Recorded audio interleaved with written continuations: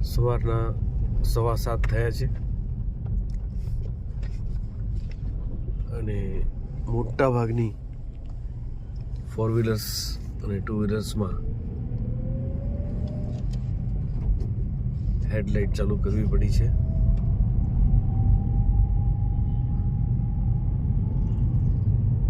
ધુમ્મસ્યું વાતાવરણ છે, ફોગ છે. ભુજની સવાર જોઈ શકીએ છીએ કે 7:15 વાગે પણ કારની હેડલાઇટ ચાલુ છે. જોઈ લો, 2 વ્હીલર્સમાં પણ હેડલાઇટ ચાલુ છે. એસટી બસે પણ હેડલાઇટ ચાલુ કરેલી છે.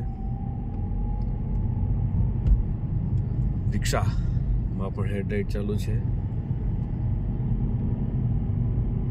તો આ રીતે શિયાળો હવે સંપૂર્ણપણે ખીલી ગયો છે.